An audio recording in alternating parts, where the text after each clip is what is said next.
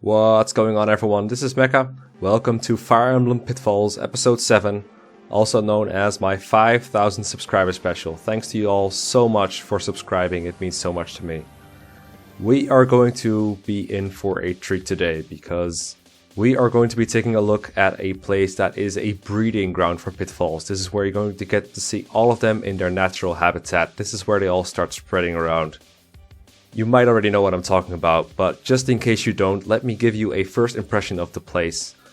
Let's watch this video of this place trying to talk about the most focal, most iconic part of the Fire Emblem franchise. The first thing almost everyone thinks of when they think Fire Emblem. Let's hear what this place has to say for itself.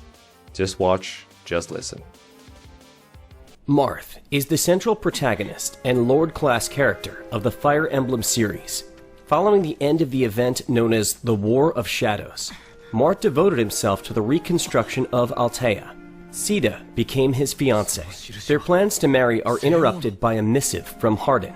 Marth's army successfully subdued the coup with the aid of Katria and Paula, but failed to find Minerva as she had already been taken away by her brother Michaelis.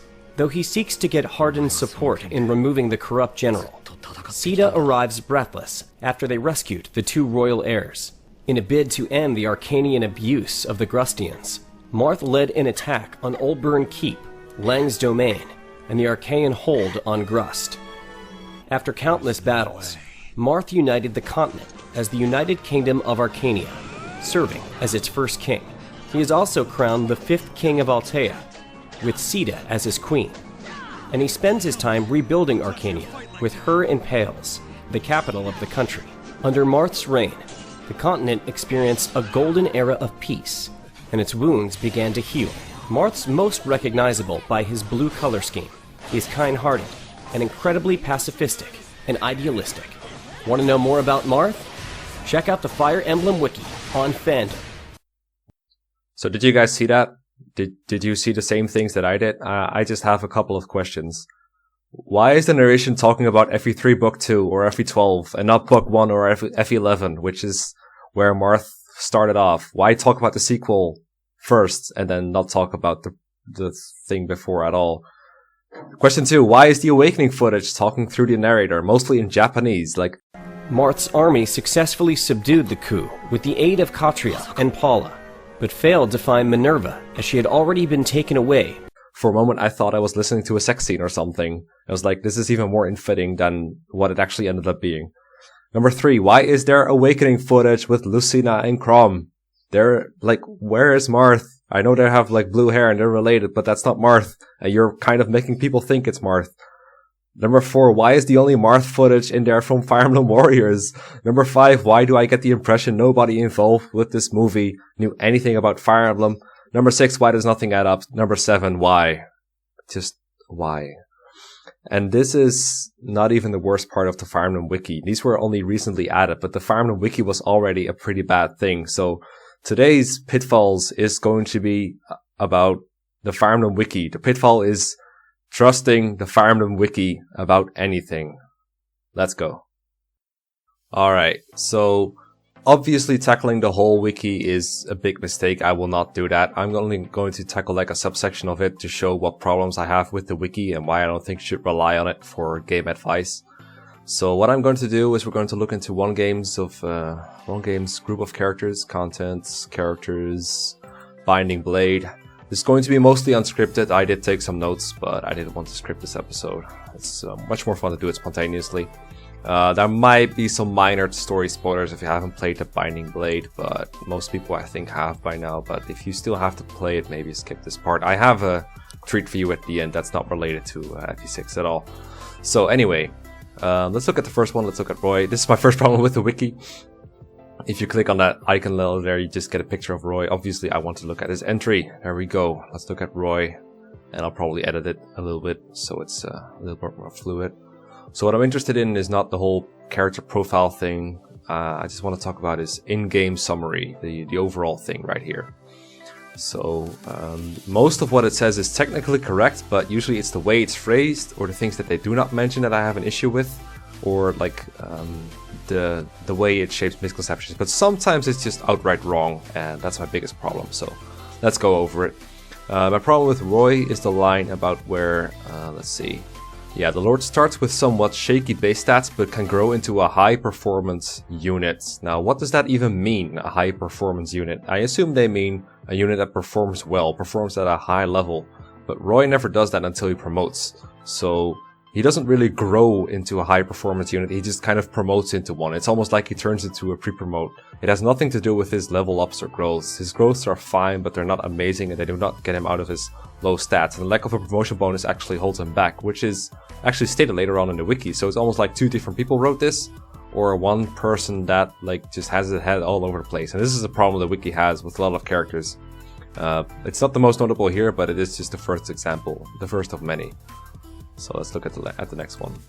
Now this part about Marcus is like, however, upon reaching the Western Isles, he becomes outclassed by the other mounted units such as Lance, Alan, Zealot, Trek, and Noah, piled on with his preference for lances over swords. Now this is just a load of bullcrap, because only one of all these cavaliers besides Zealot is going to be promoted, since you only have one Knight Crest up to then, so Marcus will always have an extra point of movement, and he will probably have like stats on par at the very least. He'll have better weapon levels.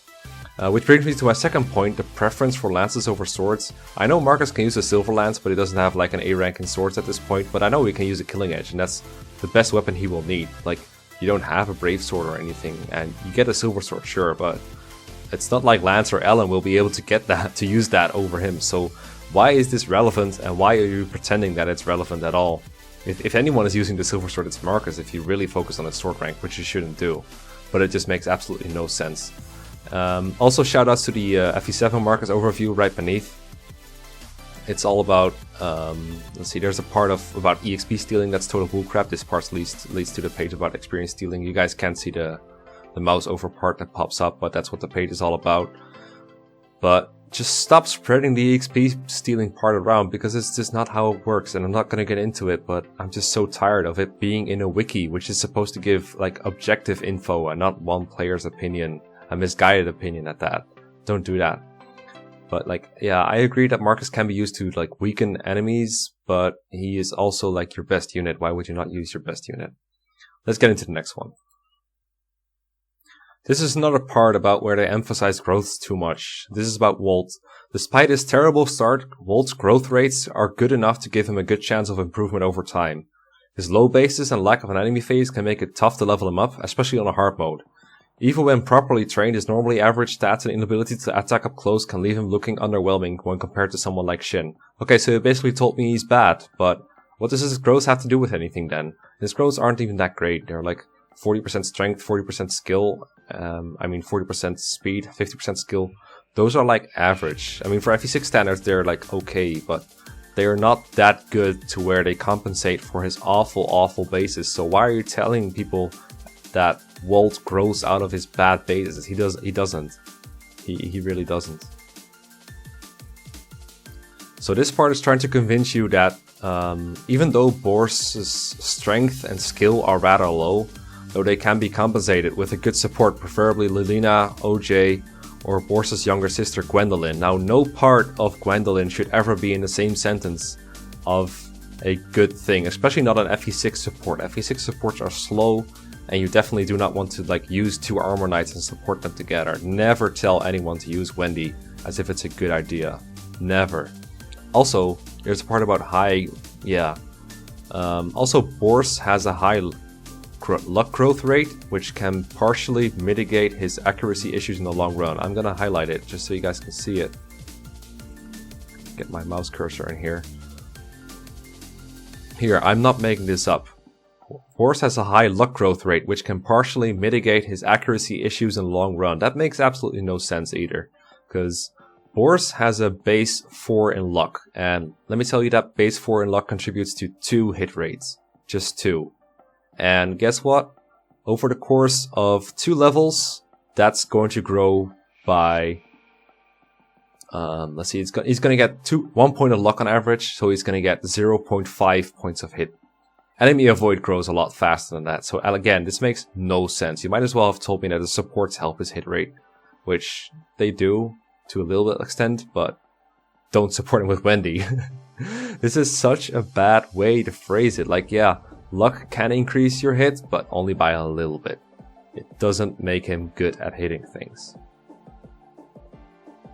So this is about Merliness. Now note that this part right here is about story Merliness, and the only part about his gameplay utility is this. Now I know that most people don't really care about Merliness' gameplay utility, that's fine. But if you're gonna write something about it, you better do it correctly. I mean, again, this is technically correct. The only way for this unit to level up is to survive 100 hits, since he is a non-combat unit, that's true.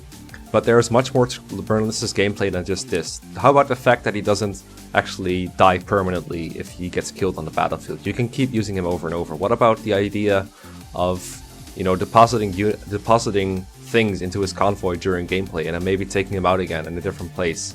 What about that? Why not mention that? See, this is sometimes it can be about not mentioning something instead of mentioning something that's incorrect. This is about Ellen. She will quickly max resistance and luck, quickly develop her magic. Wait, yeah, quickly develop, I guess they mean her growth, which is 50%, which is a good magic growth, I'll be fine, but look at this. She has a base of 1 magic, so stop emphasizing growth so much and look at her base. Because writing that her magic will develop quickly doesn't really tell anything about her magic. If the idea is to make her magic look good, well, guess what, it isn't, and it's not gonna be for a long ass time, because she has a 1 base of magic. She has a good promo bonus, that's something worth mentioning too, but instead all they mention is that 50% magic growth. But guess what, after 10 levels that's 5 points of magic, so you'll still have 6 points of magic, that's not very good. I'm pretty sure that if you're a level 2 character, 6 magic is like just about average, but instead it's about her level 12. You think that's good? I don't think it, I mean, technically they never said her magic was bad, they just say it develops quickly, but it really doesn't. 50% doesn't develop that quickly to the point where it compensates for a 1 base magic. Also, there's a part here about after promotion she will gain the ability to use magic and has the possibility to gain an S rank in both stabs and life magic. This is like one of the 5 or 6 lines they will write about Ellen. How is this the most significant thing about her? Because there's a lot more you could say about Ellen, but instead they talk about how she could S rank both stabs and light magic. Like Aureola, it's not that good. I mean, it's decent for like a legendary weapon, it's fine. It kills Manakits if she doubles. But it takes so long just to get to that S rank. Most people using Ellen probably won't get there unless they grind her light magic rank. Instead, they just use her as a staff bot, because that's what she's good at. So just talk about her staff utility. But instead, somehow the FE Wiki kind of has this idea that you want to like min-max characters and makes them as good as they possibly can. But in fact, Ellen is best as a staff bot, and putting effort into making her use Aureola is a total waste of time. Just like Sarah, by the way. The entry for Deke has the same problem, where it talks way too much about his like final part. Like at least this time they talk about his high bases, which is a good thing. But at the end it's like his growths are otherwise very good for his class, and he will most likely max his HP, strength and skill while doing above average in speed and luck. And this is technically sort of true. He can max those stats. I remember checking the averages and he got pretty close, so I'm not gonna nitpick them for that. But again, why is this so important? Why are endgame stats so important to many people? Because at the end of FE6, what really matters is, do you double Manakits and can you use a legendary weapon? If both of these are yes, you can probably one-round enemy Manakits, and that's all that matters really. That's all you should worry about. So you should probably be more worried about like, how strong is this unit at the start? How do they proceed through the mid game? And maybe talk a little bit about the end game. But instead it's all so much emphasis on how they are at the end and whether they can max stats or... it's just so stupid. Here, look at the entry for Lot. It's another example of emphasizing growths over bases. So they say, however, ignoring Karel, Lot has the best defense growth in the game, making him an amazing tank.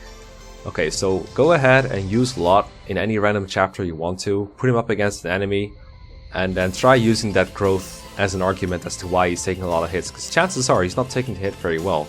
If you look at his base defense, it's actually only 4, which is not very good. I mean, it's not the worst ever, but it's not very good. So that 40% growth, it's gonna take a pretty long time to make him a pretty good tank. The +3 promo bonus, again, it helps, but they never mention it. They just say the good growth makes him a tank, and that's all they pretty much look at. Also, they talk about the fact that he gains bows, which is a plus. Yeah, it's a plus, but it's a very minor plus, because it's E rank bows. It doesn't let him one-shot anything except maybe like low-level Pegasus Knights on normal mode or something. Maybe it lets him one-shot some on hard mode, I don't know, I haven't checked the numbers. But what exactly does the E-bows do for him that the Axis doesn't? It's just so unspecific. But my main problem is with the defense growth line. That's very misleading. His base defense is shit. Now I gotta give him credit where it's due. The Shanna entry is actually pretty decent. It has mostly things that I think I would also mention in Pitfalls, so I suspect someone competent ended up editing a previous entry that wasn't as good. I don't remember how to check the version history, I can't be bothered, but this entry is actually fairly well written, except for one part where it talks about how Thea is subjectively a better combat unit in hard mode due to her stat boosts and more balanced growths. These are two major, major annoyances for me. One is the better combat unit in hard mode. See, just because one unit gets hard mode bonuses and the other doesn't mean the one that gets hard mode bonuses is better. I talked a lot about that in Shanna's episode of Pitfalls, episode 6.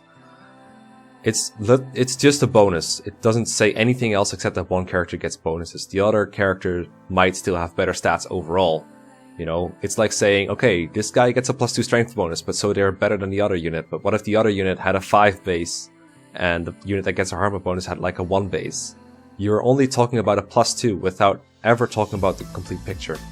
And the other major problem I have is the use of balanced growths. As this is a good thing, as if all units need to be like around that like 40+% growth part in every stat, and they have to be like good in all areas. It's fine to have lopsided stats as long as you have the right lopsided stats. Some stats are more important than others. Strength and speed are much more important than luck and resistance and HP. Some stats are just better than others, and it's fine to be bad at irrelevant stats if you're good at a stat like speed, because speed is so much more important. And saying a unit is balanced as if it's a good thing doesn't really tell us anything about that unit, and in fact it might actually hint at the fact that they're not very good at anything. Look at Chad's entry. Of the 3 thieves, Chad leans the most towards offense, his strength, skill and speed growth standing out as some of the best of any unit. But none of this is mentioning his bases other than the quick throwaway line about weak when you first meet him. He will likely grow to meet any standard you might have for an unpromoted unit. This just skims over the part where Chad has bad bases, so it's not good to use him for combat because he should just be stealing things. He should just be opening doors and chests and nothing else. The only times when Chad's combat are really relevant is when getting to a chest room or something puts him in danger, and in that case, yeah, he has a bit of a problem. Just mention that. But like, he will likely grow to meet any standard you may have for an unpromoted unit. What does that mean? That means he's really bad compared to promoted units? Well, yeah, I could have told you that, but he's also bad compared to unpromoted units. Like, I don't know, try comparing Chad to Alan or even Roy in combat. He's like, his speed is good, but everything else is so crummy. He can get one shot so often. His combat is awful, so don't pretend that he's good. Like, look at his base strength, it's 3. He's not gonna grow out of that, so he's not exactly focused on offense. Chad is focused on being a thief, and that's it. That's all he's good for. This is about Lou. He joins in chapter 3, making him a useful asset for killing off an abundance of knights and wyvern riders in early chapters. Again, it's not technically incorrect because there are some knights and wyvern riders in early chapters, and he's better than most characters at disposing of them. But an abundance of them, I wouldn't really call it that. There's a couple of knights in chapter 3, and then after that they're like one of the more rare enemy types. They're there, but they're never the majority. And wyvern riders, they only appear 3 times in the early game, and it's all in chapter 7, and after that you won't see them until, what, chapter 12 or something? Like, that's not an abundance of anything, so it's not technically incorrect, it's just very poorly written. And there's also a part about his support options, and again, I don't, like, the fact that people want to know support options because they're min-maxing, that's totally fine, but they put such an huge emphasis on it. Like, this is all about the support thing, but there's so much more to say about loot and supports. But my bigger issue is, like, this weird thrown in line about the fact that having supports is helpful on ranked runs. What does that mean? Like, you hardly have time to build supports in any kind of run, let alone a ranked run. The tactics requirement for FE6 is pretty lax overall. You can probably take your time and build supports, but you don't need to, and you probably don't want to field all of Lou's support partners in the same chapters that you're fielding Lou, even if you're doing a ranked run. So this is very random, because supports on ranked runs are never mentioned in any other entry, so it just makes the wiki so inconsistent to add something like this. And I should clear up, I know that the wiki is like a group project of like a lot of people writing entries at once, so it's not always well coordinated, but you gotta keep that in mind when you're editing the wiki. And as someone overseeing this process, as like a wiki moderator, you gotta be on the lookout for that kind of stuff. So this is the Saul entry. It's kind of a combination of a lot of different pitfalls about when it comes to writing about him. Talk about his higher speed growth than Alan. Well, yeah, thanks for letting us know. Let's see what it says. Oh yeah, it talks about one should not use Saul as a dodge shield because he is a spellcaster. Well, first off, that he only casts spells when he's promoted, so I assume it's talking about promoted Saul, in which case, you know, his dodge isn't that bad. You can use him for combat if you want to. It works out fine, just don't get crit or something. But again, this is not what Saul is all about. If you want to write about Saul's gameplay things, talk about how his bases are pretty good compared to Ellen or even Clarine. Talk about how his magic is the highest of them all.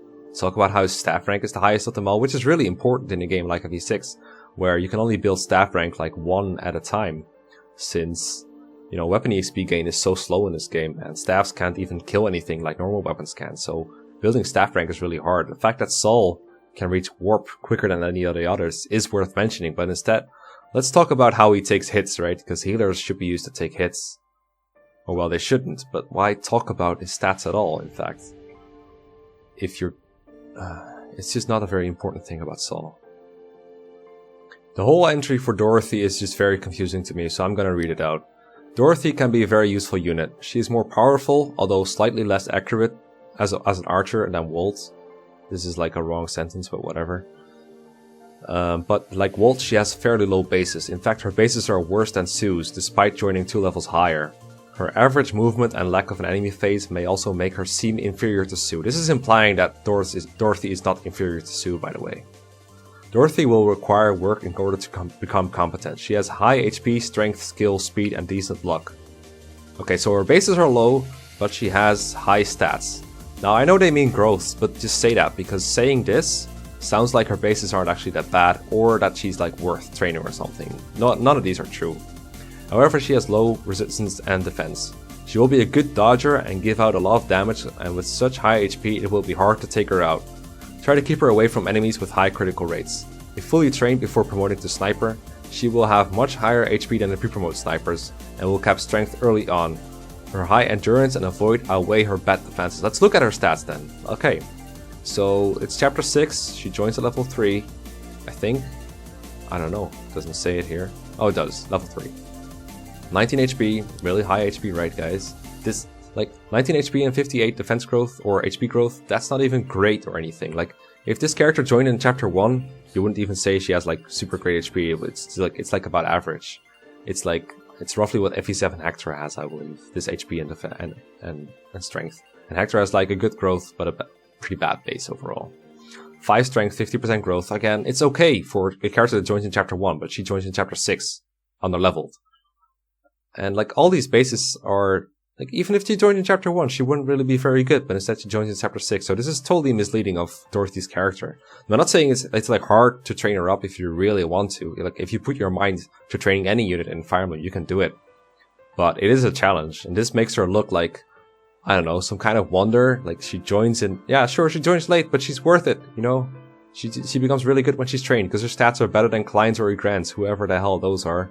Like, if you don't know anything about Klein and Egren, you might think that she's worth it just because she's better than them at the end. Never mind the effort it takes to get her there. The sentence that pisses me off the most is this one. Because, you know, she seems worse than Sue, but she might be better, you know? Just train her. But that's not how it works. She's not better. Okay, so I told you guys that we would see all the pitfalls in their natural habitat, right? I found one here about stat boosters. So they complain that Sue is kind of low defense, like if her dodge fails her, she cannot withstand too many hits. So an angelic robe or Draco shield will be worthwhile if she is going to be used long term. improving her durability in the event that she does take damage. This implies that you should give these stat boosters to units to fix their frailness. Like if you, like this unit has like one weakness and it's their frailness, but if you give him a rope or a Draco Shield then they're totally fine. Yeah, well guess what? Sue is a ranged unit, she's a nomad. She's not meant to take hits, she doesn't take hits that often. You should give your defensive stat boosters to units that are actually in the range of fire a lot and are actually seeing a lot of enemy phase combat. Someone like Sue, if, yeah sure, it's nice if she takes a couple of hits, but if she's not countering on enemy phase, then what's the point? So it only really helps her if she's facing a lot of ranged units on enemy phase. But because she doesn't counter at one range, it's so hard to get her into a position like that. And FE6 has more occasions as that than like other Fire Emblem games. So I can see it happening and helping sometimes, but it's really not a good use of your robes or Draco Shields. You should give those to units that need the durability boost because they're actually in the fray of action, in the fray or in the action, one of both. But not to a unit that's always attacking at range, almost always avoiding counters. That can even use longbows if she wants to avoid counters. That's a much better way of keeping Sue safe than wasting one of your stat boosters on her. Okay, I was gonna let Trek and his entry go because most of it is like whatever, it might not be completely accurate, but it's not worth nitpicking. But the last paragraph really made me laugh. Trek is rather comparable to Gwendolyn, as their stats should wind up rather similar. Supporting with Zealot will help him deal with his low skill due to the boost in accuracy and critical, and his support with Noah will boost his attack. No, Trek is not rather comparable to Gwendolyn. Like, even if you're just talking about stats, his bases already are better than Wendy, and he has like 1.5 chapter to outdo her. He is not comparable to Wendy in any way whatsoever, and even if he was, that is such a big step down from a Cavalier with 7 movement, access to swords, compared to a unit with 4 movement and no access to swords, just lances. That's such a huge difference. Why am I even humoring this comparison? This is so dumb. Okay, so Noah's entry, hold on, okay. Noah's entry mostly talks about his higher sword rank, which is good. That's like the main selling point of Noah. He joins with a C in swords, I believe, which is pretty nice. Yeah, C in swords. So he can use the killing edge and like steel blades and stuff. It's pretty cool. And then almost everything else is about constitution and not losing attack speed. And this is also a pitfall, overemphasizing constitution instead of looking at the overall picture of attack speed. Noah, the fact that he doesn't lose as much speed from like a steel sword, he doesn't lose any before promotion, whereas the others lose like 1, I believe, because they have 9 constitution. So he doesn't lose speed from a steel sword, that's great, but his speed isn't that great, it's only 9. So Lance, for example, will already be faster, and he can either use the steel sword and be about as fast as Noah, or he can use an iron sword to be faster, maybe double something that Noah cannot. Having more speed is always better than having more constitution, but instead, this part here raves on and on about his constitution and how he can use like Durandal without losing attack speed. Who cares about Durandal? You're probably using Durandal against the Manakete, and those are really slow anyway. I can't really think of any sword user other than the really garbage ones that aren't doubling with Durandal. So why is this such a huge point? Why talk about this so elaborately? It's really a minor thing in the overall thing of, you know, if you want to talk about Noah a lot, why not talk about how he starts at level 7, so it's only 3 levels before he can promote. Or even if you want to be a little bit more about, you know, room to grow, that's something they love to talk about. Why not talk about the fact that he has less levels to grow, but his bases are a little bit higher, so it's like a trade-off. This is just such a non-factor. And again, it's spreading the idea that having high constitution is like a super good thing. See, here's the entry about Astolfo, or Aster as I like to call him. He leans the most toward defense. And they're like, while these traits are not generally associated with thieves, being tougher to kill means he is more likely to survive accomplishing tasks with his thief skills, which is his primary function. And still there's no chance for thieves to promote in this installment of the series. They cannot advance past an unpromoted level of 20, making them ill-suited for combat. There is more to combat than room to grow or even being able to promote. Aster's combat, especially on the Western Isles, which is filled with axes, is actually pretty good. If you look at his bases instead of his growths, you can see that he actually has like 15 base speed, which they mention in the entry. They talk about it, his base speed is competitive with the growth of his competitors too. Like, Aster's combat is good, even if the guy ends up at level 20, before the Western Isles are over. Keep using him for combat if you need him to, because he's pretty good at it. Just use him for his strength. And I don't know why suddenly they talk about thief skills here and not in chat's entry. It just makes no sense to me. Anyway, Aster is clearly the best of the thieves, but they don't really mention it for some reason, because they're too busy about growths or whatever. It's just so silly. Alright, you can see the favoritism in the writing here. This is the entry for Lena, and of course it's super long because, you know, she's an underleveled female mage, so gotta talk a lot about that. I don't have too much to say about this because, you know, it kind of glosses over the fact that she is underleveled right here. But they also say it can be worth the effort, you know, whatever. I won't contradict that. It can be worth the effort. It probably isn't, but it can be, whatever. That's fine. What I have a problem with is the low defense part, which I need to find for a bit. Oh yeah, it's right here. So it should be noted though that her defensive and offensive supportive stats are rather low. Her defense is very low, but typical of mages. See, this is like a minor point because they don't really like make it an excuse, but you know, just because a character is in a class that's not known for a certain trait, such as mages for defense, or, you know, Pegasus Knights for strength, or Knights for speed and movement, just because it's typical of the class doesn't mean that it's not a bad thing. I am still really annoyed by the fact that I cannot move Oswin or Boris or Wendy more than 4 squares at a time. That's a problem regardless of their class. And if that's a class property, well then I wish they were a different class, because that would have made them better. The fact that they are of a class is not an excuse for bad parameters in any area, especially important ones. I know Armor Knights are supposed to be slow, that doesn't make them any faster. It gives them a different purpose on the battlefield. Sure, like you have to use them in a different way to get the most out of them. But that's a result of them being less flexible than other units, and if I have an equally durable unit, or a unit that's effectively durable enough to accomplish a certain task, like if I have a Cavalier that can take a bunch of hits, and I have a Knight that can also take a bunch of hits, I'm gonna pick the Cavalier anytime, because they have enough durability to where I can make it work. But I can't make the Knight move any faster, but I can make the Cavalier just use a Vulnerary or something to increase his durability. So basically my point is, just because a class has a certain stat that they're not very good at, doesn't mean I'm gonna use one of those class units anyway. It's a pitfall that I'm probably gonna get into more at a later time. It's kind of like the class by class thing, but basically don't make excuses for a class being bad at something, because it's not an excuse. I just want to say I love how the entry for Wendy says she is rather comparable to Trek, as their stats wind up similarly, so that kind of confirms that like the same person wrote both of these entries or added this sentence to both entries. At least it's consistent in that way. But I like how this is like a side note, the fact that Trek has 3 more movement and swords. Here we've got OJ again. Once again we talk about balanced growth rates as if that's a great thing, like yay, balance. Yay, none of these growths are really that great besides luck. How nice to have a balance. It's also very obsessed with comparing him to Deke as opposed to just talking about UJ in general.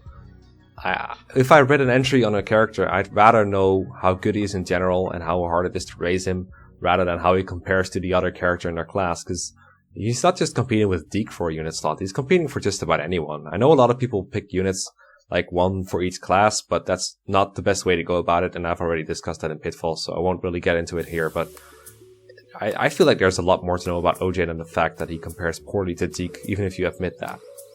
Now, this is just totally misleading comparison, because it completely glosses over the fact that Deke joins so much earlier at a higher level, and as a result he's going to get a lot more kills, and when OJ shows up, Deke just totally destroys him in any area. But instead we have lines like this where it's like, because of this, OJ usually ends up dodging more attacks than Deke just because his growth is higher or whatever. Like his speed base isn't even higher than Deke's. I'm pretty sure Deke is like a 9 or 10 base. And his growth is like, it's like 10 to 50% higher if my memory serves, so... but instead, we're also going to emphasize his constitution. Towards the end, however, note how it says towards the end, not towards the middle, you know, the mid game, where stat differences are higher than at the end. No, it's about the end game. His low constitution may make him a subpar for a good hero when compared to Deke. But it could be fixed with a couple of Barter rings, you know, as if I have like a stack of these lying around. I'm pretty sure you don't get more than 2. But yeah, OJ will be unable to use heavy weapons without taking heavy penalties in his speed, resulting in lower avoid, and that can stop OJ from doubling. Yeah, well, who cares? You know, if it stops OJ from doubling, that sucks, but generally having higher speed instead of higher constitution would be a better thing, right? But OJ's stats aren't that much better than Deke's, so the fact is that the con hurts him because his stats already aren't that great.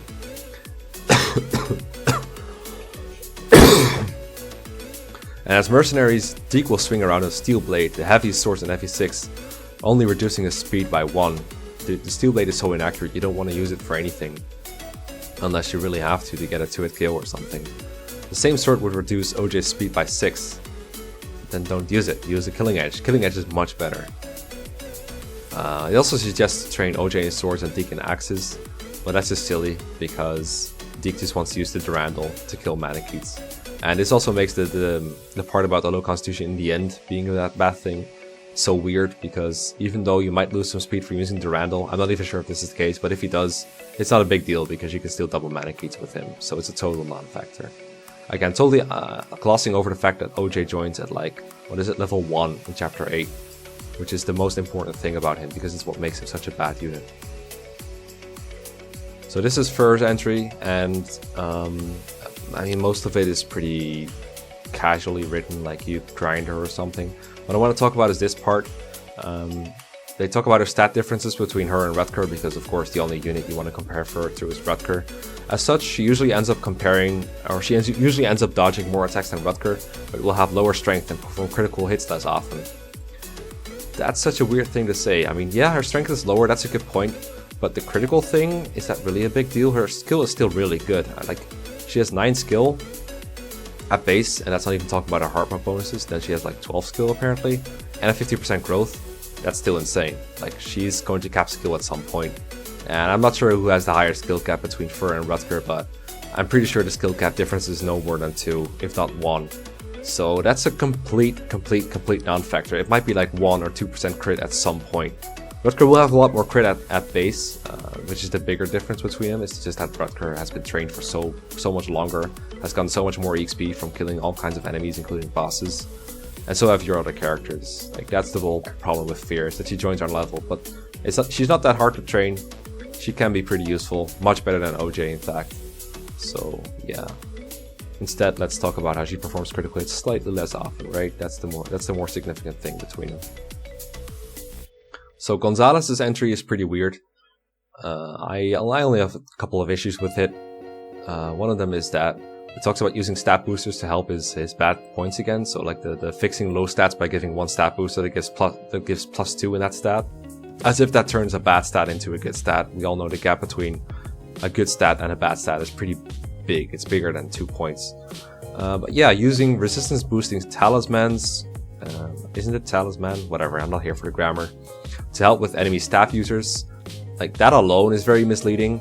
Giving Gonzalez +2 resistance when he has like 0 base and 5% growth or something, 1 base, 5% growth.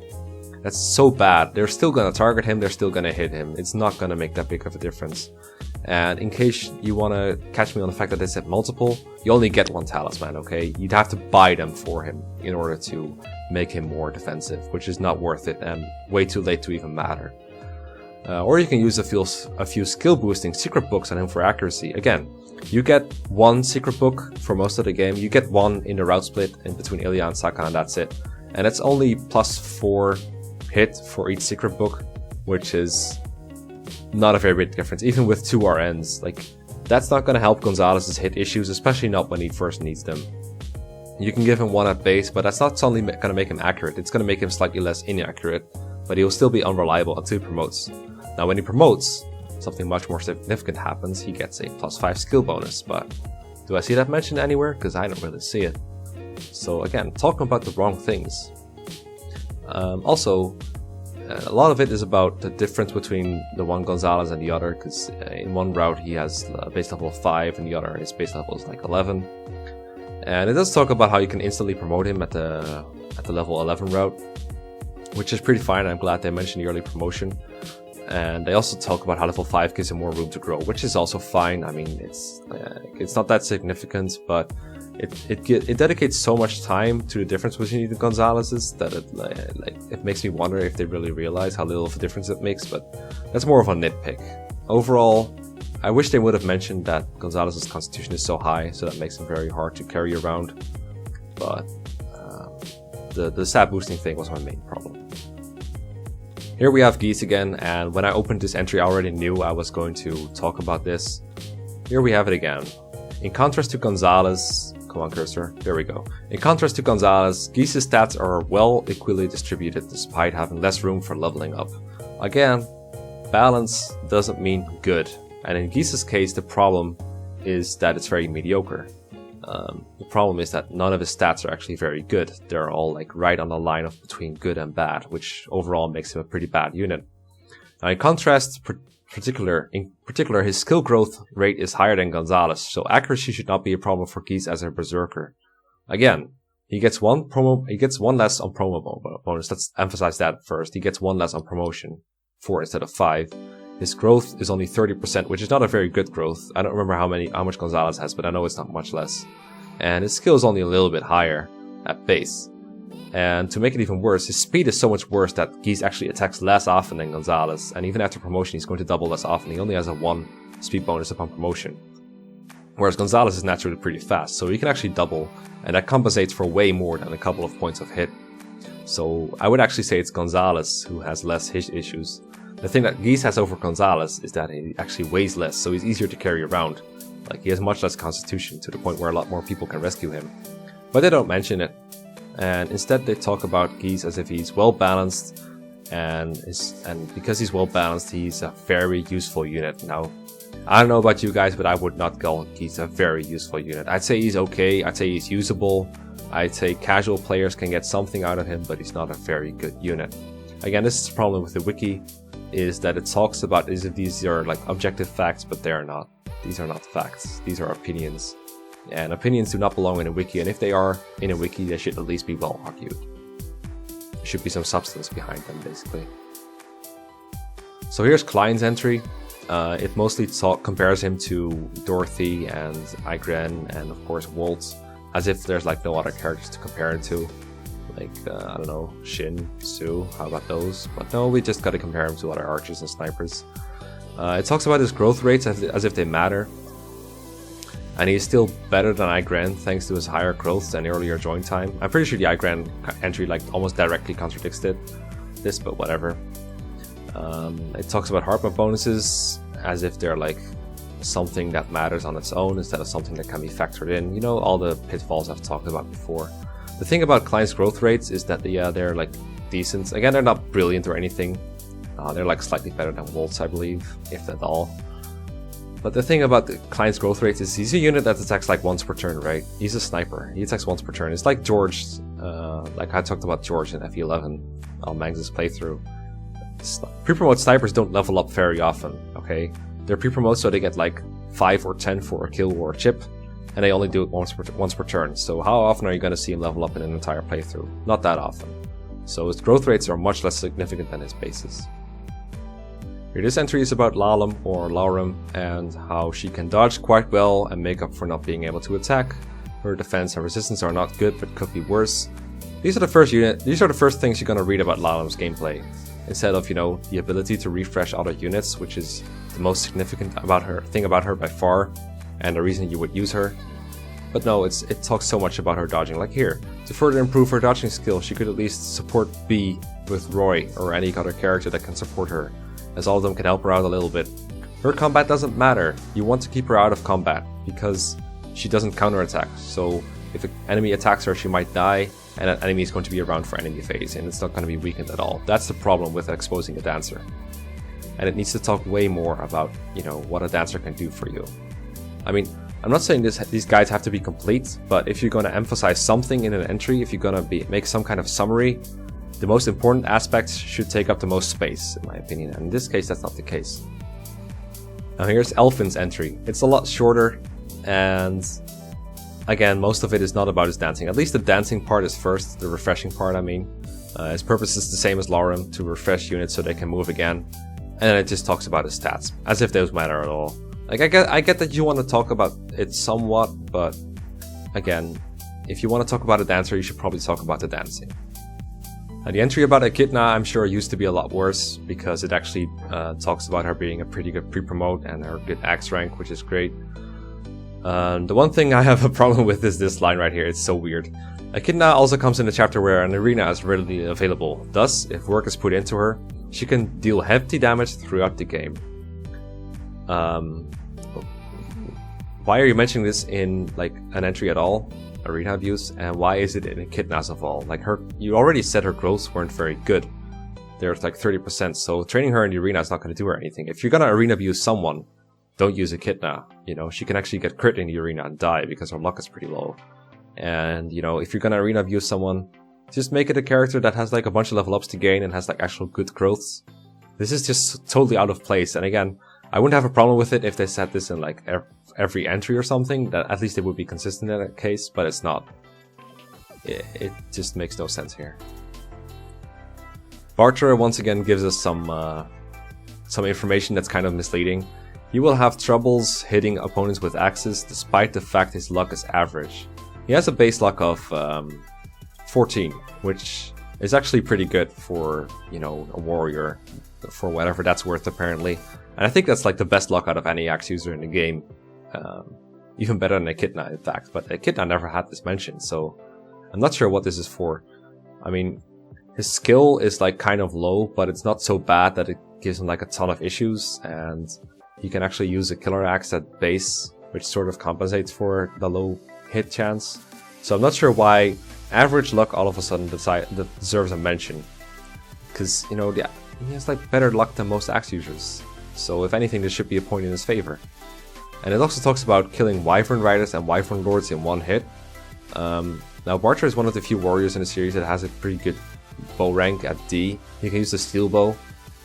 But killing Wyvern Lords in one hit, that takes a lot of strength. I'm pretty sure you cannot one-shot at a Wyvern Lord with a steel bow, at least not in hard mode.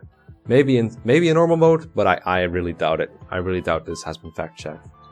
So the entry about Ray has a lot of text about maxing things, even though maxing things is like one of the least significant thing in all of Fire Emblem, but the wiki is just obsessed with it at some points. And here it outright lies to you. It says that he will most likely max speed and magic also. Let's look at FEA for fun.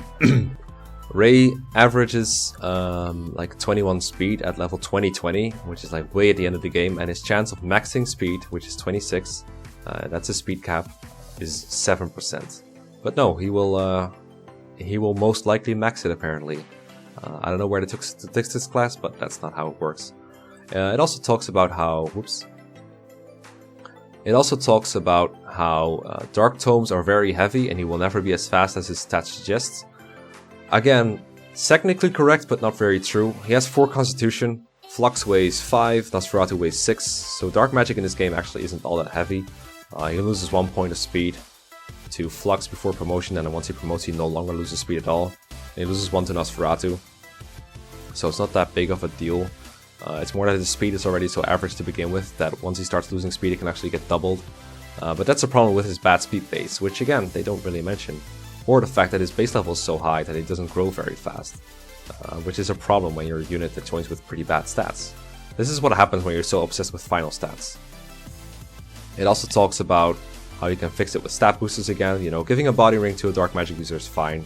I actually recommend this for Nime, and I would recommend doing it for Ray as well if you want to use him. So he can use Nosferatu without losing speed. But giving him a goddess icon to fix his poor luck, his luck is only 6. It's not the worst, and giving him +2, I mean, it might take him out of crit range for some enemies, but it won't make his avoid great, which is what they're mentioning. It's like, his evade is not that great due to his poor luck, and then they kind of act as if you can fix it with a goddess icon. +2 evade from a goddess icon is not all of a sudden going to make him a dodge king or anything. +2 is not that big of a difference. So here's the entry for Percival. It's mostly fine, but again, he tends to cap HP and speed. His chance to cap speed, I looked it up, it's like 25%. So again, factual inaccuracy, really easy to check. What I think what happened is someone wrote this entry or edited this entry after using Percival throughout the game and just assumed that what he got is what you get on average. But personal experience is not a good substitute for actually looking at the growths, looking at the bases, and looking at the average. and looking at the chances. If you're not sure about these, then why put it in a wiki? Wikis are for facts. And if you're going to make an opinion section, then at least make the opinions factually correct. So here's Cecilia's entry, and it's just a minor point, I guess, but here it talks about her growth rates are quite low, making using her difficult. But it's funny because Cecilia's growth rates are almost irrelevant, and what makes her so easy to use is the fact that she has a class full of all kinds of utility with staves and rescue botting, and you know, at C staff rankings there's so many options. You can use Excalibur, and the wiki talks about this. They talk about this stuff, but apparently having low growth makes you hard to use. I would actually say that a unit with high bases is much more easy to use than a unit with high growth, because you don't have to train the unit with high growth. So this is just, again, very poor wording. This is a very weird guide on how to use Fae, and the thing that stands out the most is giving Fae supports with affinities that raise a void such as Dark helps Fae's survivability quite a bit. And this is kind of nonsense, because what helps Fae's survivability the most is probably just raising her and not pitting her against physical enemies until her defense is ready to take those on. And with that 30% defense growth, it's not going to go up that fast, but her avoid is not going to be reliable. Her own affinity doesn't even give a void, so the max that she can get from one support is 12.5%. So then she can get another, 5% for someone else. That's not reliable at all. So that's a very weird way to make her good. And of course, it also does that weird thing where it talks about the fact that she's forced into the final chapter. So you recommend it to level her up a few times before that point. I looked into this on a normal mode save, like I did for my video about Mangs' FE6 tier list. Fa at base level gets doubled and needs about 3 to 4 points of speed to avoid getting doubled in normal mode. Okay, so in hard mode they're even better than that. She also gets 1-hit KO'd and needs like 2 points of HP or 3 points of HP to escape that, which is pretty easy with her HP growth, I will admit that much. And then she's also at least 12 points from 1-hit KO'ing the enemy Manakets. Her weapon is effective against them, so that's a plus, but it takes so many level ups just to get her to 1-hit KO. And then let me ask you this, if she is not 1-hit KO'ing Manakets, then what's the point of training her at all?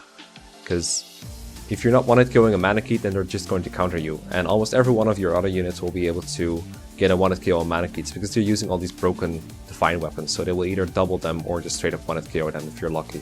So what's the point of raising Fa a couple of levels just to be a very mediocre final chapter unit? Why not just not use her and keep her out of the enemy's range, which is pretty easy because these guys only have one range, they don't move very far. You have a lot of choke points, and you can just rescue her with someone you're not using very much. That would be much easier than giving her a couple of levels that aren't really going to change anything about the way you use her. Also, it talks about how she gains a lot of EXP when she's killing things. Every time she defeats a unit, she would get like 100 EXP according to the sentence. This is true, like I tried it out, and you actually get like 96 EXP for a first kill. But it goes down a little bit every level, so again, it's kind of misleading. It's technically true that she gets a lot of EXP, but it won't be that way forever. This is a minor nitpick, but it's about Yu, and how he's physically the most durable to 3 mages, that's fine. But also of note is that he has the highest constitution of the 3 anima mages. Now Yu has, I believe he has 4 constitution. Well, he actually has 7, but Lilina is one of the lowest constitution, she has 4. And this allows her to use Fire, Thunder, and Hellfire, and Excalibur without losing any speed whatsoever. So that makes Con a complete non-factor. The only thing that you would need Constitution for on a mage is if you plan to like double someone with Bolting, or maybe with 4 Blaze. But Lilina is fast enough to kill Manakets with 4 Blaze or 1-hit KO them, so again, this is completely irrelevant and kind of misleading. I mean, I know it just kind of states it as like a fun fact, but it's really not relevant at all. So the thing about Geese is the entry talks about him fitting into the Est archetype. Now I'm gonna make a rant about that at some point, but the point is this doesn't tell a new player anything other than maybe giving them the idea that Scythe's growths are so good that he's worth raising. But what makes Scythe usable is not that his growths are that good. I mean, they're pretty good, but what makes him so good at base is that he has pretty good strength base and a pretty high HP base. That's what matters. But the original Est was just really bad bases, really good growths. That's what made Est an Est. And I'm fine with people calling Nino an Est, but beyond that, everything is like arguable. People call like Sarah from FE5 an Est for example. Or people would call like Donald or Ross an Est, even though they joined in like one of the first chapters in the game. They take this archetype way too far. And Zeiss is like right in the middle, but you know, he has pretty good bases and okay growth, so he doesn't really fit in for me. Now, it also talks about his heart map bonuses, of course. I'm glad they actually mentioned that it's mostly about his strength. I like how it talks here about he will turn out to be a powerful Wyvern Lord and even surpassing his older sister Milady in some stat areas, particularly in hard mode where he gets enormous start bonuses. Technically correct, but Milady gets stat bonuses too, and she will always be better than Zeiss no matter what. Sure, it only says in some stat areas, but it kind of pretends that Milady doesn't get hard mode bonuses, which she does. Douglas, minor nitpick, he can be a decent wall if Barth, Horse, or Gwendolyn were not used. That doesn't mean anything. Douglas is the same unit regardless of whether you train Barth, Horse, or Gwendolyn. He might be even more superfluous than he already is, but the fact is you are allowed to use more than one general and you're also allowed to use no generals. You don't need a wall at all to beat this game. And in fact, it's probably not very good to rely on a general at this point of the game. There's just too much emphasis on a unit's class and the niches that that class has instead of actually telling people how to use a unit. But whatever, I get the point. You can actually use a general for some things in Saka and Ilya, but this just kind of pretends that it matters whether you use the 3 Terrible Armor Knights when you're considering whether to use Douglas or not. Which it doesn't. You know, Douglas is pretty good at these things regardless of whether you use these units or not. The Nime entry is way overemphasizing comparisons with Rey or Sophia. Like, it just talks about her stats not being as high as 2020 Rey or Sophia. But at least it mentions the good parts about excellent weapon ranks and how easy it is to S-rank staves or tomes that you can use Apocalypse. That's all very good. I'm happy with this entry. I'm sure someone edited it properly. The one issue I do have is that she can use a couple of speed wings to fix her shortcomings. It's a bad idea, don't waste your speed wings on Nime, use a body ring instead, because this woman loses attack speed from just about anything due to her constitution of 4. Like I talked about with Rey, you just need 5 con to use Flux without losing AS and 6 for Nosferatu, so just give her a body ring, that's a much better way to fix it. The Dayan entry is very short, but what is in there is very inaccurate, or rather, it's very shallow. Dayan's stats are quite low for his level, his HP, speed, and resistance are average, but his other stats can be a bit underwhelming. Sin and Seal will generally be higher. However, if you're in need of a filler unit, his non-mediocre resistance can allow him to be a mage killer. I know someone who's triggered by this. Yeah, that's something he could do, but you know what else he's good at that you didn't mention? How about the fact that he has an A rank in bows, 20 speed, and he joins right before you are in chapter 21 where you're going to be swarmed with wyverns. You get a unit that at base can one-round Wyvern Lords and Wyvern Knights. How do you not mention that at all? That's probably the most important thing there is about Dayan, and I can't believe they didn't mention it. Or the fact that he has a mount, you know, that's also very important. He can rescue drop people. He's pretty good. I'm not going to talk too much about the Yuno entry because I will agree that she is worth than the other Pegasi for whatever it's worth. One thing I find funny is the part about her constitution. She can ferry your units, but not as well as her sister since she has higher constitution. She has like 1 higher constitution at like 7. I think Tate has like 6 after promotion and Shanna has 5, I believe. But they can still rescue the majority of the units, and why didn't you mention this about any of the other characters where rescuing is important at all, like Gonzalez's higher constitution. Again, I know this is written by a lot of different people, writing a lot of different entries, but why is it so inconsistent? Alright, last entry for FE6, and boy, it's a bad one. I'm gonna read this one out and just say things as I go. Yoder comes late as a replacement unit if you have not properly trained Eleanor Saul. Okay, first off, again, just like with Douglas, regardless of whether you use Eleanor Saul, Yodel is a really good unit, really useful. I wouldn't even say filler because he's one of the best units you have at that point because of his high staff rank and pretty good base magic. So, pretty good unit, regardless of whether you already have a trained bishop. Okay, stop the class by class thing. But his lower base stats make it difficult to use him in the same way as the other two. Okay, so he has a base of 19 magic, and just for the sake of comparison, yeah, it's close to Ellen's 2013 average. Like, that's like after training Ellen for 30 levels, that's what she has, and then Yodel just has that at base. Sol doesn't reach that kind of level until 2016. I'm not saying level 16, I'm saying train him to level 20, promote him, and then train him to level 16. That's when Sol reaches 19 magic. That's how good Yodel's base magic is, okay? So, talking about his low base stats, making him difficult to use in the same way as the other two, dude, this guy is way easier to use. You don't have to train him at all, you don't have to grind his staff rank at all. He's just good from the get-go. In addition, his low speed and calm may jeopardize his attack speed, meaning he will commonly be doubled by opponents. He has 14 base speed. There are enemies that double that, but guess what? There's a lot of enemies that will double people with 14 speed. There's like a couple of other good characters with roughly that speed. It's like average.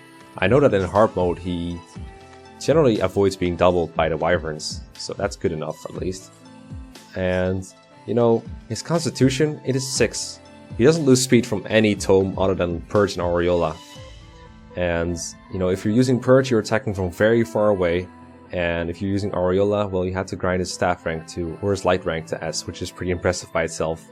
Which is funny, because the last sentence says, lastly, his light rank is at A, so it will take him only a few battles in order to utilize the Aureola. A few battles, dude. That's 17 battles of doubling and killing with a unit that you just said was not good at doubling, was in fact getting doubled. So that means they're probably thinking about, like, 25 battles at the very least, and then killing an enemy with every one of those battles. And at that point, what are you even doing? You should be using his staff rank. You shouldn't be attacking with Yodel that much. There's not even that many Purge users in the game unless you buy them or something. This is just a total mischaracterization of how good Yodel is. Like, his magic is close to average. Like, yeah, Sol's and Alan's endgame average, which is really good. And another really dumb line that I saw. Utilizing his staff skills allows him to avoid most combat while using offensive magic for defense. I was like, what does this mean for a moment? But then I was like, oh, I get it. You give him a weapon so that he counters enemies, and you hope he doesn't get attacked or something, and that's the way to use offensive magic for defense. This reads like someone would put it in their bad FE6 hard mode guide on Game Facts or something. What the hell is this entry? Have you ever used Yodel at all? Anyway, that's the FE6 cast in a nutshell on FE Wiki. And I know this is only one game, I know it's only one cast, but you know most of the entries are worse, or at least this bad, or somewhere near this bad. And that's not my only problem. Like, I only looked at the character summary, I looked at one part of every entry, but you wouldn't know how many people have already told me, where I was like commentating with someone like Mangs, and they were like, I think in this chapter, this and this are the times when the reinforcements come. And I was like, well, according to my sources, no, it's this and this. And it's like, oh my god, the wiki lied to me. Yeah, guess what? The wiki lies a lot because it's poorly fact-checked. People just kind of put down whatever they find in there. It's so inaccurate and so unreliable. So instead of the FE Wiki that's in here, the Wikia, you should use FE Wiki. You know, the actual good one. But before you go, before you sign off and shake your head at how bad the FE Wiki is, let's look at the one thing that we need to look at. The Lin entry. This is one of the worst written entries that I have ever seen. And a review of this would not be complete. Okay, so first off, here's Lin's story. And here's her story thing. And I mean, Lin's relevance in the story. Now, this is just a summary of Lin mode. That's fine. Lin mode is named after her. Here's Eliwood and Hector's story. Now, keep in mind, this article is not meant to be a summary of FE7. And yet, all of this is in Lin's entry. This is the entire story of FE7 in Lin's entry. Just why?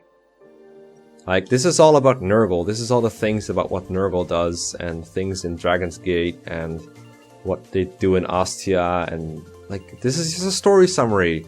It's kind of pretending that Lin is like the cog of all this, but Lin is not relevant in FE7. That's the whole problem with her. So why is this here? But that's not even the worst part of this entry. This is a part about her personality, which is whatever. And then here's her game summary. Now, don't mind me, but I'm gonna sound like a total schizophrenic and read this out. I've complained about this before on air, I think when recording with Mangs, but let me just read through it, okay? Lin is the first playable lord in the game, and being based on a Myrmidon class, she possesses the highest kill and speed of all three of the lords. Because of this, she will almost always have the highest avoid of the three, as well as the ability to double attack nearly all enemies from the start. It should be noted that Lynn's performance as a unit will vary dramatically depending on whether the player chooses to play her story mode before entering the main Hector or Eliwood story. However, and this is the first of many howevers, many players choose to do so because of the large benefits that units such as Kent, Sane and Florina obtain from training in this mode. If Lynn's tail is chosen, she will likely be at a higher level prior to recruitment in the main story, roughly between level 6 and 10. So far so good, sort of. She begins with a poor base of strength of 4, leaving her unable to one-hit kill enemies for a while, despite her ability to double attack. However, she has a decent strength growth of 40%. So there is a decent chance that she will eventually be able to one-hit kill reliably. However, number 3, the player should not be relied too heavily on this, as there will be times when Lynn will not have enough strength to kill enemies on her own without the Manikari. While her avoid is high, there is always the possibility of her getting hit by enemy attacks, and because she is very frail, the player should not rely on her for defensive strategies. Lynn wields a very powerful exclusive sword, the Manikari, which possesses high crit, which helps lessen her offensive issues. In contrast to Eliwood's rapier and Hector's wolfbill, the Manikari is classified as treasure, and thus it will not hurt the front rank for Lynn to use it frequently. The wiki kinda likes to emphasize the ranking system whenever it's convenient. Because the Manikari is restored to the maximum number of uses when she joins the main story, it's advised to use it as often as possible in Lynn's mode. The weapon also makes Lynn an excellent choice for defeating early bosses, as many of them are knights and it deals effective damage against that type of unit. That's all fine, whatever. Due to her offense and durability usage, Lynn will face heavy competition for the first Heaven Seal with Eliwood and Hector, depending on the version of the main story that the game selected. This can result in her becoming very underleveled, as Hector has superior offense and durability, and Eliwood has the great benefit, amount and lenses from using the Heaven Seal first. The main thing that Lynn's promotion offers her is bows, which does give her the novelty of being the only lord who can hit at 1-3 range. What a great niche. And due to her automatically having D rank in bows upon promotion, giving her a longbow is a good idea. However, it does slow her down by quite a bit, 4 points. That's however number 4 I think. Though her great base speed and growth will probably allow her to double with it regardless. So in one line we went from giving her a longbow is a good idea, however it slows her down, though her speed base and growth will allow her to double regardless. Promoting Lynn first will also make the dreaded Battle Before Dawn slightly easier, as you recruit Nino early on due to the one move, as the only main lord and Lynn can recruit her, and the main lord won't promote until the end of the chapter following Battle Before Dawn. So this guy, whoever wrote, edited this in was like, I need an excuse for Lynn to look slightly better. I know, how about I'll show you that you can recruit Nino 1 turn earlier in Battle Before Dawn, because she gets like 1 more move. And the only thing with Nino is that she has a slight chance of dying in Battle Before Dawn because the monk has a slight bit of crit, but he has to crit her the moment she is about to use her elixir basically, so it's even less than the like 4 or 2% crit that he already has. And the only other thing about Nino that can kill her is like Ursula moving on turn 8 or something, or turn 10. But even Hector at his 5 move can reach her before then, so this is a total complete non-issue. Her offensive flaws can be helped by her supports, but however, number 5, her defenses will still be lacking.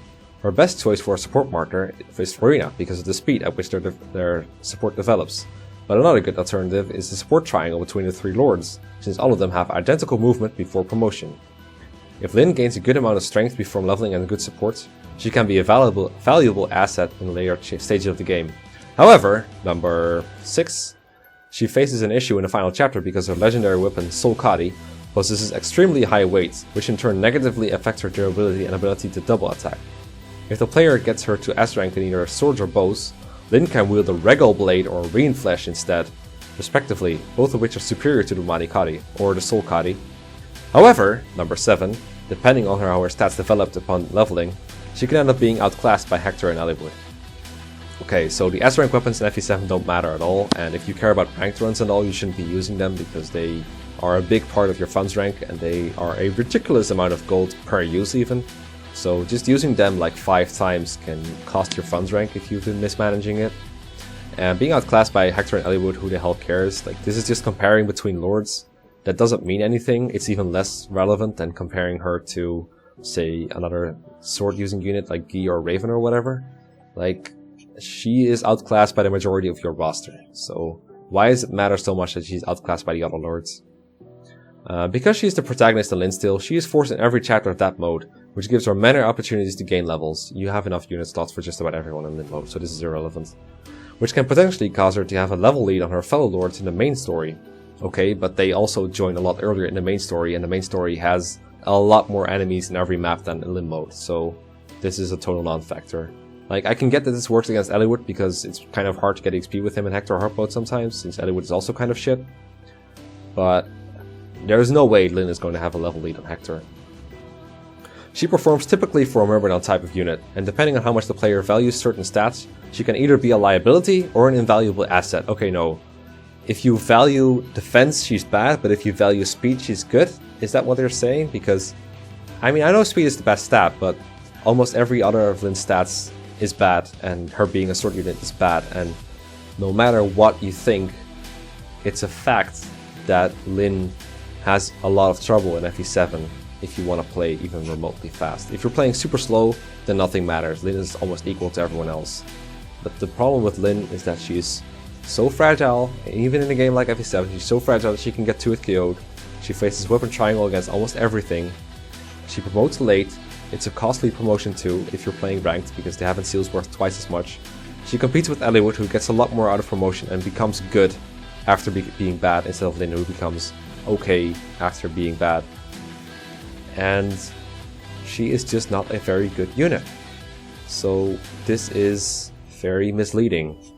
Not all of it is factually wrong, but it's pretty misleading.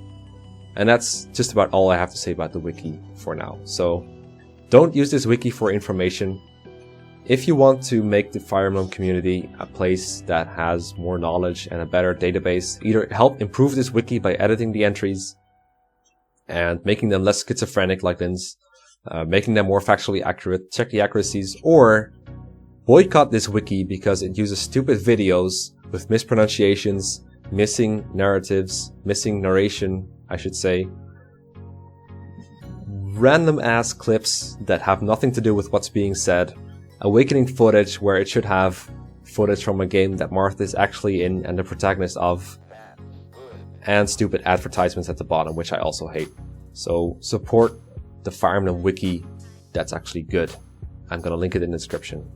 Thank you for watching Fire Emblem Pitfalls. Thank you for letting me hit 5,000 subscribers. 5,000 subscribers. Thank you for watching. Bye.